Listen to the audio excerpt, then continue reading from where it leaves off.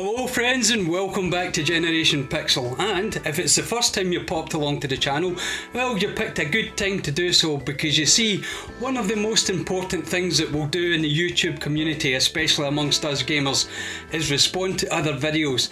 Now, normally I try to get on them as fast as possible, but you know, things get in the way.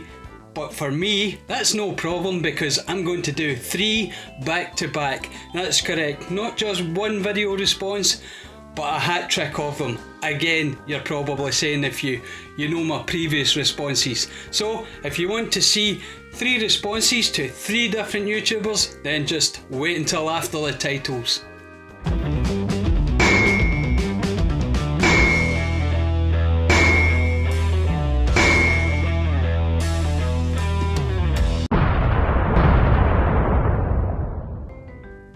Okay, so what we're going to do for the first VR, well, the first VR is one that has been set by, well, I'm not sure if it was actually set by Do You Nerd, but Tom and Lacey definitely put this out here not too long ago, and well, it's a good question to ask, and the question that they have asked is quite simply, what was your first console? Now, for me, I could say perhaps that, well, this technically was my first console, the Mega Drive or Genesis, if you unfortunately lived over the pond where the trademark had already been taken by something less exciting.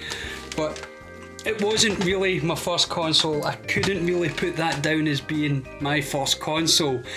Now, the first console I played, well, that was the Atari 2600, the wood grain one with the 6 buttons. It was lovely, but it wasn't mine. It belonged to a cousin. So, what was my first console? Now, not technically a console, but anyone who knows this channel and knows me will know this is where I started my gaming. On this thing here, a Sinclair ZX Spectrum. 16Ks of pure power, and the games on it, well, to be honest with you, they were much better than the Atari 2600 fare. So I was so glad that microcomputers were a much bigger thing back in the day, because we didn't have a video game crash over here in the UK. No, we had these wonderful devices, and the games went on and on for, well, we're still making them now, for goodness sake, people. So there we go, my first console, the ZX Spectrum. Fantastic machine. Here's some gameplay.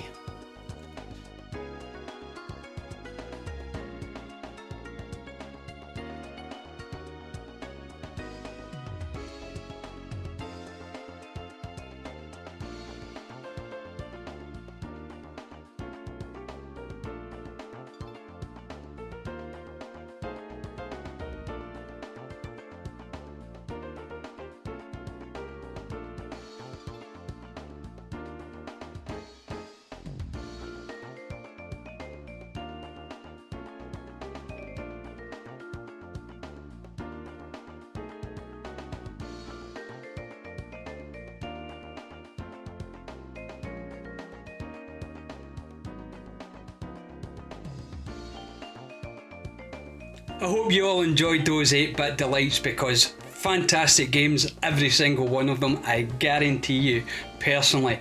But we've got to move on, because we're doing 3 VRs today, and we're moving on to number 2. And the second one, well, that comes from Jim at Corbana, and he asks, well, what 3 things would you bring back? Now, he said it didn't have to be video games or video game related, just anything in pop culture, or maybe even food that is no longer available that you would love to see back. So I had a good think about this, and well, the first thing was, it was fairly easy, because I would bring back 35mm projection reels. In other words, we'd get rid of all the digital cinema that you see with this stupid 4K nonsense, and bring in that lovely, sometimes grainy 35mm print to display movies as they should be. And as I said, the 4K ultra displays on modern cinema screens, they just don't do it for me. It's like the difference between vinyl records and CDs. Go vinyl every day. Okay, so the second thing that I'm going to bring back is video games that you can break into the program and modify them. Now, I'm sure there's a lot of people out there going, what the hell are you talking about?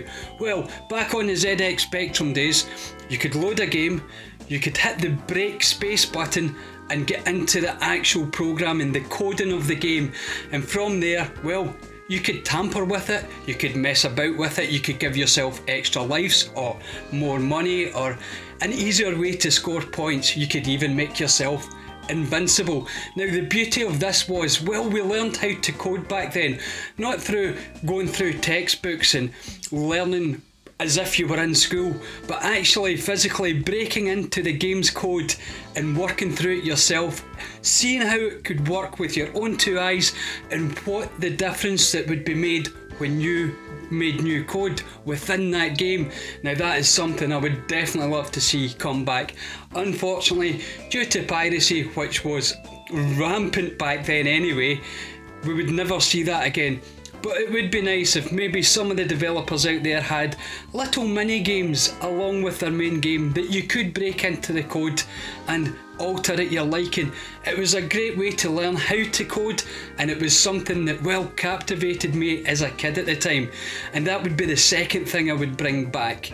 Now, the last thing is going to be a sweet, and not many people know this sweet, or candy bar as you might call in America, and it was called Aspira. It was a dairy milk product, and it was just two lovely sticks of milk chocolate, but they were like tubes with a spiral effect through the centre, and they were just delightful. So if Cadbury's out there listening, bring back the Aspira, which kind of looked like this.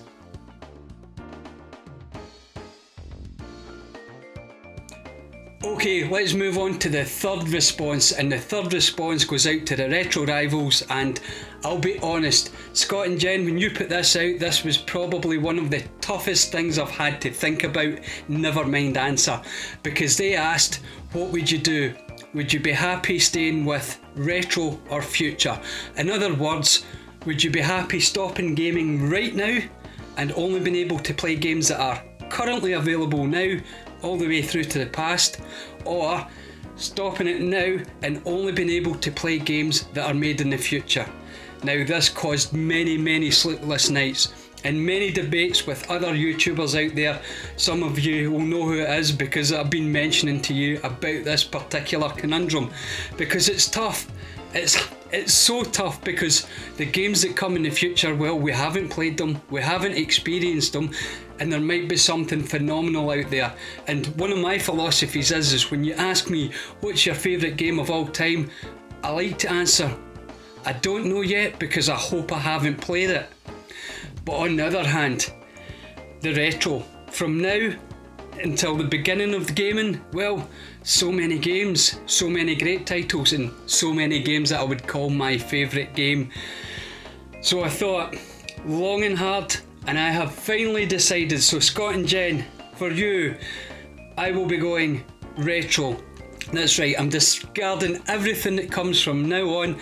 I'm not going to play any more games that are made in the future, and that will sadden me so much. But you have to remember, the games we have from now to the beginning of gaming, well, there's just so many different styles, so many different genres, so many different systems, and so many games that I haven't even played yet. I mean, I have a wall of games back here, and most of it is backlog, which is a shame, but you know what?